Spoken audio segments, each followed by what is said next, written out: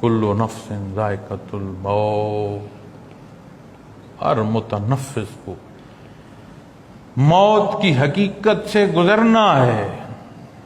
جو جو عالم ہے، جیسا جیسا حصہ ہے، جو جو حیات ہے، اس نے موت کو دیکھنا ہے، اس کی کڑواہٹ سے اس نے گزرنا ہے۔ کوئی مانے کوئی نہ مانے، جو مانے گا اس کی تیاری میں لگ جائے گا، جو نہیں مانے گا آئے گی اس کو بھی اس وقت اس کے دیدے کھلے رہ جائیں گے کہ میں کہاں کس سختی میں آپ گزرنا۔ پھر یہ جو سکرات کے لمحے ہیں، یہ جو موت ہے، عالم سکر جو ہے، یہ ایسا ہے، بظاہر ہمارے نزدیک ایک لمحہ لگا، بندے کی گردن اڑ گئی، لیکن جو قرآن و سنت کی، قرآن و حدیث کی روشنی میں جو رہنمائی ہمیں میسر آتی ہے وہ یہ ہے، ان لمحات کا، چاہے بظاہر ایک لحظہ ہے یا کسی کو موت کے وقت وہ غشی آ گئی جس نے کئی روز لے لیے، ہر دو صورت میں اس کا حال اور اس حال کا انحصار اس کے کردار اور اس کے ایمان کی صورت پر جائے گا۔ ضروری نہیں ہے کہ کسی ظالم، کافر اور تجاوز والے انسان کی گردن اڑی ہے اور کسی اللہ کے نام پر جان قربان کرنے والے، شہید ہونے والے کی گردن اڑائی گئی ہے۔ دونوں میں بظاہر صورت ایک لہجے میں گردن جو ہے الگ ہو، وجود تڑپا، خون بہا، ٹھنڈا ہو۔ اس جہان سے جو رخصتی ہے اس کا پھر نظام بدلنا شروع ہو جاتا ہے۔ جو حدود و قیود یہاں ہیں وہ عالم برزخ میں نہیں ہیں۔ جب عالم برزخ کی حدود و قیود کو دیکھیں گے، جو اس کے بعد روز معاشر، اس کے بعد جو حصے شروع ہوں گے، وہاں جہان میں پھر نظام ہو رہا ہے۔ یہاں کی صورت میں، اس حیات میں، ہر ایک کے وقت کا گزرنا ایسے ہی ہے جیسے ایک ایک سیکنڈ یا لمحہ گزرتا ہے۔ سیکنڈ گزرا، منٹ گزرا، گھنٹہ گزرا، پہر گزرے، دن گزرا، ہفتہ، مہینہ، سال۔ لیکن جب موت کا وقت آ گیا تو اس موت کے لمحات کا جو حصہ ہے، یہ وقت محدود ہونا یا گزرنا ہمارے لیے معنی رکھتا ہے۔ ان لمحات کو طویل کر دینا یا ان کی طوالت کو محدود کر دینا، یہ رب کائنات کی دست قدرت میں ہے۔ ایسے تو نہیں شہید کہے گا کہ بار الہ ایک دفعہ پھر تیرے نام پر میدان سجا ہو اور میں گردن کٹا رہا، ایسے تو نہیں کہے گا روز محشر۔ اور وہ کیفیت جو موت کی ہے، جب اس واقعے کی بات آتی ہے بنی اسرائیل کے، کہ جہاں بیل ذبح کر کے مردے کو گوشت کا ٹکڑا لگانا ہے اور اس مردے نے بات کرنی ہے، تو ان واقعات کے ساتھ ایک عجیب پہلو اور ملتا ہے کہ مردہ تو زندہ ہوا، اس زندہ ہونے والے مردے نے جو بات کی۔ اب ایک واقعہ یہاں بھی ہے اور ایک حصہ حضرت عیسیٰ علیہ السلام کے ساتھ، لیکن ایک عجیب صورت جو ملتی ہے وہ یہ ہے کہ موت سے واپس حیات آنے میں۔ اب دیکھیں حیات کتنی پیاری ہے، ہر ایک بڑے بڑے نامور موت آ جائے نا تو گڑ گڑاتے ہیں، زندگی کی بھیک مانگ رہے ہوتے ہیں، تڑپ رہے ہوتے ہیں کہ کوئی ذریعہ کچھ نہ رہے، مجھے جینے دو۔ موت سے پلٹ کر حیات میں شہادت دیتے ہوئے کو جب یہ موقع میسر آئے کہ زندہ رہوں یا واپس پلٹ جاؤں، تو اس نے پوچھا کیا پھر موت آئے گی؟ ہاں پھر موت آئے۔ ان کا پھر میں پہلی حالت میں ٹھیک ہوں۔ حیات میں آ کر پھر اس موت کی کیفیت سے گزرنا وہ بہت مشکل ہے۔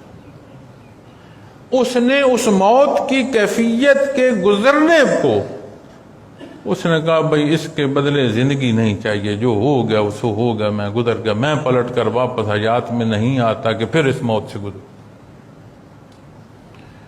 تو جو موت کی سختیاں ہمیں نبی کریم صلی اللہ علیہ وسلم نے ارشاد فرمائی ہیں، انہیں پڑھیں، انہیں دیکھیں، سمجھ آئے گی کہ یہ کتنا سخت ہے۔ ہمارے نزدیک بے ایمان کا سر اڑایا گیا، ایک لمحے میں گردن کٹی، خون بہا، وجود میں تڑپ آئی، ٹھنڈا ہو، یہ ہم دیکھ رہے ہیں۔ وہ روانہ ہو رہا ہے عالم اسباب سے، ان لمحات کو کتنی طوالت دے دی اور اس طوالت میں کتنا درد رکھ دیا اللہ رب العالمین نے، یہ نہیں سمجھا۔ پھر ہمارے نزدیک بحالت ایمان، اس کے نام پر سر کٹانے والے کو فرما رہا خبردار اسے مردہ نہ کہنا، اس کا رزق بھی میں اسے عطا فرماتا ہوں۔ اب دنیا میں ایک حیات جو ہے، اب اس کا نظام یا اس کی بقا رزق پر ہے، تو اللہ کریم نے اس کی حیات کو رزق کے ساتھ ایسا فرمایا، ایسے سمجھ لو جیسے تمہاری حیات ہے، تمہیں رزق ملتا ہے، حیات کا تسلسل اور ایک روانی ہے، میں اس اپنے بندے کو جس نے میرے نام پر جان دی ہے، اس کو رزق اپنے آپ پاس سے عطا فرماتا ہوں۔ یہ نظام کب تک ہے؟ جب تم میں سے کسی کو موت آتی ہے، حتی اذا جاء احدکم الموت۔ کتنی عمر ہے اس جہان کی، کتنے پہلو ہیں، کتنے تغیر تبدل، موسم کیا کچھ۔ مجھے کس سے سروکار ہونا چاہیے؟ جو فرصت میرے پاس ہے۔ مجھے کس سے سروکار ہونا چاہیے؟ جو قوت اور طاقت اس نے مجھے بخشی۔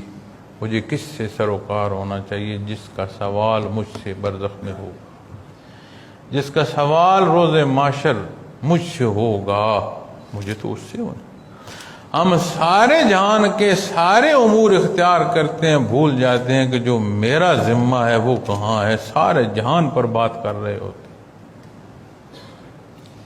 یہاں فرمایا جا رہا ہے کہ دھیان رکھ اپنا، تیرے پاس اتنی فرصت ہے جتنی رب کائنات نے عطا فرمائی ہے۔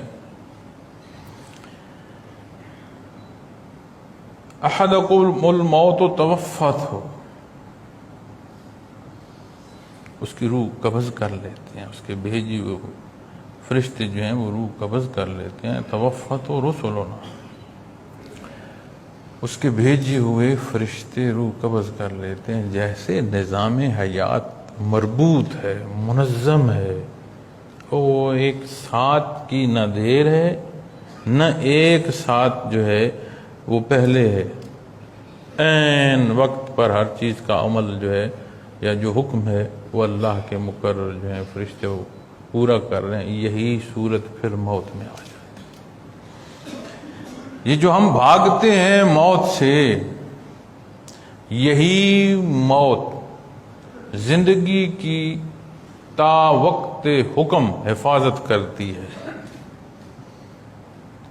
قرآن کریم میں آپ اگر ان واقعوں کو دیکھیں کہ جب شروع زمانے میں مدنی زندگی میں غزوات و سرایہ پیش آ رہے تھے تو منافق کہتے تھے اچھا ہے آج ان کے ساتھ نہ جائیں، یہ تو وہیں کھیت رہیں گے، ہماری تو زندگی بچے گی۔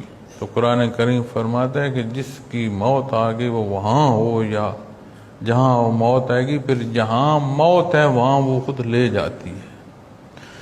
وہ قدم جو موت تک اٹھانے ہیں، وہ سانسیں جو فضا میں موت تک لینی ہیں، وہ خوراک جو نوش کرنی ہے، وہ گھونٹ جو پینا ہے، وہ سارا ایسے مکمل ہوتا ہوا بندہ اپنی موت کو جا کر پہنچتا ہے، چل کر جاتا ہے موت کو گلے لگانے۔ جتنا مرضی بھاگتا رہے، کہاں بھاگے؟ عین جو مقرر وقت ہے اس پر وہ روح قبض کر لیتے ہیں۔ نبی کریم صلی اللہ علیہ وسلم کا ایک فرمان ہے کہ جیسے ململ کا کپڑا کانٹے دار جھاڑی میں الجھا ہو اور اسے کھینچ کر الگ کیا جائے، اس کی تار تار الگ ہو جائے، روح وجود انسانی کے ایک ایک ذرے میں ہے. جب یہ کھینچی جاتی ہے، جب پاؤں کے ناخن جو انگوٹھے کے ناخن ہیں وہاں سے اس کے کھینچاؤ شروع ہوتا ہے، اور پھر آتا آتا سینے تک آتا ہوا پھر ہچکیوں پر بات پہنچتی ہے. کوئی ہزاروں لاکھوں میں بندہ ہوتا ہے جو اس ہچکی تک سمجھے. ایسے اوسان خطا ہو جاتے ہیں کہ نہلانے میں اس کی پاکی کی ضرورت پڑتی ہے.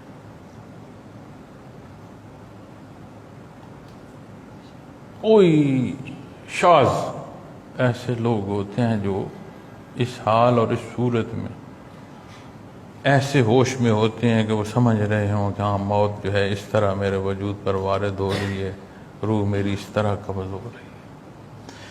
پھر یہ ایسا وجود پر حاوی ہوتی ہے کہ مٹی میں سپرد کرتے وجود مٹی ہو جاتے ہیں، خاک ہو جاتے ہیں.